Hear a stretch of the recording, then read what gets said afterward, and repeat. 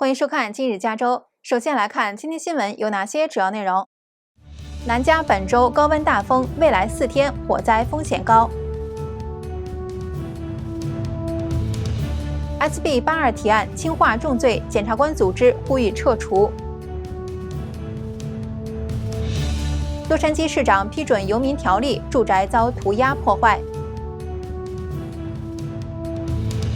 8·1建军节，洛杉矶集会抗议，呼吁中共退出军队。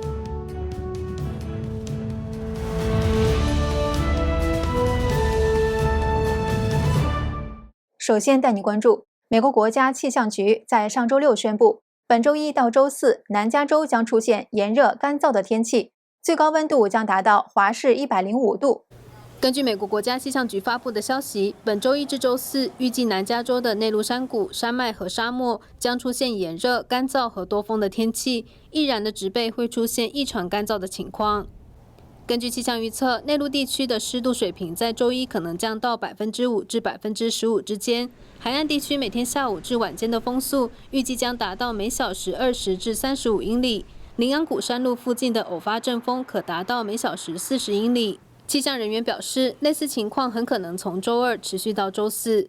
本周大部分时间，预计圣克拉瑞塔和羚羊谷以及圣费南多谷部分地区气温将达到华氏100度。目前，加州各地共有几十处野火在燃烧，包括上周6下午在戈尔曼地区基厄谷州立汽车休闲公园附近爆发的一场野火，至周日上午燃烧了340英亩土地，火势已经控制55%，尚未有建筑损坏或人员受伤。此外，至今已燃烧3周的迪克西山火，过火面积已经接近25万英亩。至周一截稿前，火势控制达35%。面对本周南加的热浪，当局呼吁民众积极向消防单位通报任何烟雾或火花，并避免在干燥的植被附近使用产生火花的设备。新唐人洛杉矶记者站综合报道。再来看到上周，前加州联邦参议员伯克瑟在奥克兰遭到袭击和抢劫，对此，加州地区检察官协会呼吁立法机关撤销将重罪化为轻罪的 SB 82提案，以防止治安恶化。在前加州联邦参议员伯克瑟于上周在奥克兰遭到抢劫后，加州地区检察官协会发表声明，呼吁立法者撤回 SB 82号提案。声明中指出，前参议员伯克瑟遭遇的是可怕的暴力抢劫，而且案发地点是奥克兰受欢迎的旅游景点，同时也是在 SB 82号提案作者州参议员斯金纳的选区内。因此，他们呼吁斯金纳撤回 SB 82号提案，因为这项提案将助长犯罪。事实上 ，SB 82提案公布后，南北加各地曾多次集会抗议，要求立法者投反对票。他们认为 SB 82提案对于犯罪者来说等于没有任何实质惩罚，还无视受害者的权益受损和精神伤害。SB 82号提案主张把非持械抢劫重罪改为轻罪，也就是说，只要罪犯未使用武器抢劫或对受害者造成严重身体伤害，一律可视为轻罪。另外，还将对以往被判刑的抢劫犯重新量刑。早在4月初 ，SB 82提案被加州参议院拨款委员会搁置，不予讨论。随后也未在5月下旬该阶段立法截止日前再被提出讨论，等于正式终止了立法程序，但仍有机会重新提上议程。新唐人记者郭约希，洛杉矶报道。再来看到上周四，洛杉矶市长加西提在签署通过全面禁止游民帐篷的条例之后，数十名抗议者当晚来到市长家门前抗议，并进行破坏。来了解。根据报道，上周四晚，约50名抗议者出现在洛杉矶市长加西提门前，抗议他当天签署通过的一项游民条例。当晚，反对者来到加西提位于汉考克公园的住宅前抗议，而在场面开始失控后，部分抗议者开始在市长府邸的围墙上涂鸦。最终，由洛市警局警方出面，在午夜时间驱散了抗议人群，并未实施逮捕。这项条例将全面禁止游民在公共场所躺、坐、睡和放置个人私物，并禁止游民在图书馆、学校等敏感设施的500英尺内设置帐篷。反对者认为，这项条例等于将游民列为非法，且无法根本解决游民问题。而支持这项条例的洛杉矶公园活动家科尔法克斯认为，抗议者绝非和平抗议。他指出，近年来洛杉矶的公园、立交桥等地都排满了帐篷，看起来非常糟糕。而这项法令有助于重新清理这些地方，为2028年的奥运会做准备，并为游民提供免费住所。这项法令将在签署后30天，即8月29日正式生效。新唐人记者李佳音洛杉矶报道。再来看到8月1日是中共所谓的建军节，这一天，众多中国民主党人士聚集在洛杉矶中领馆前，举旗抗议，并呼吁共产党停止利用军队，士兵应该保家卫国。来看报道，停止利用军队镇压人民。做人民的军队，不做中共刽子手等条幅被高举在洛杉矶中领馆前，集会人士喊着“天灭中共”等口号，呼吁中共实施政治民主化、军队国家化。筹备人葛坤表示，他们在中领馆前集会发声，是希望更多人能觉醒、认清中共。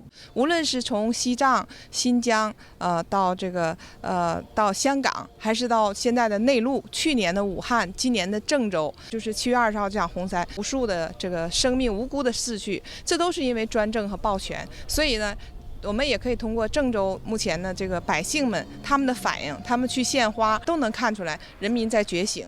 当天，抗议群众以踩碎中共病毒球作为中共即将灭亡的象征。他的这个军队从来都是指向自己的老百姓，而不是指向外面的敌人。他的所作所为一直都是在为他自己的独裁统治而服务的。因为军队是国家的，对吧？它是保护人民的，而并不是为某一个政党而去服务的。其实，大陆很多的军人，他都是明白这个道理的，只是由于各种原因，他不敢说。当天，中国民主党也在旧金山、西雅图和加拿大等地举办了抗议活动。每一个人都是无法幸免，都无法避免他这个共产主义集权的迫害，包括中共的军人。我们希望中共军人早一日能摆脱这个恶魔，不要当中共的炮灰，早一日为人民在一起，和自由在一起。集会人士呼吁，军队的职责是保家卫国，而非维护独裁统治的暴力机器。他们希望正义、自由早日到来，军人不要成为中共的炮灰。新唐人记者杨洋洛杉矶采访报道。再来关注，在古巴爆发大规模的反政府抗议之后，有媒体发现中共武警部队正在帮助培训古巴军人维稳。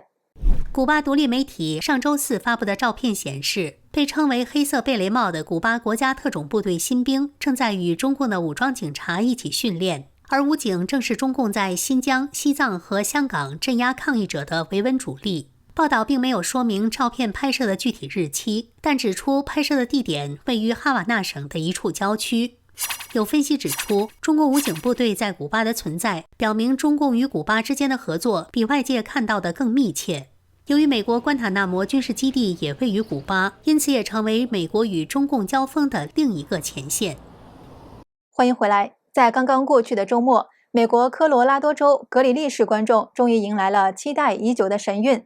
美国神韵巡回艺术团在该市蒙福特音乐厅带来3场精彩演出。当地观众看到中华5000年神传文化，纷纷表示内涵深厚，深受启迪。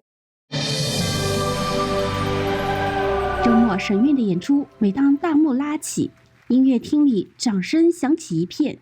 I didn't realize how much acrobatic and athletic components there are to traditional Chinese dance. That was beautiful to see today. It's interesting to try and remember that all the music is being done live, that it's not a recording. So there are both Western and Eastern instruments being played. It's really interesting to see the expression of the different areas of China, and really interesting to see the mix between Eastern and Western culture brought in this show. 首席双簧管演奏师基娜·江森带着儿女观赏演出后惊叹：“神韵是顶级的制作。” I thought it was extremely well balanced. It was some instruments were very familiar, and it was neat to hear the Chinese instruments that were featured. It was beautifully done. Yes, getting to see that you can dance with anything.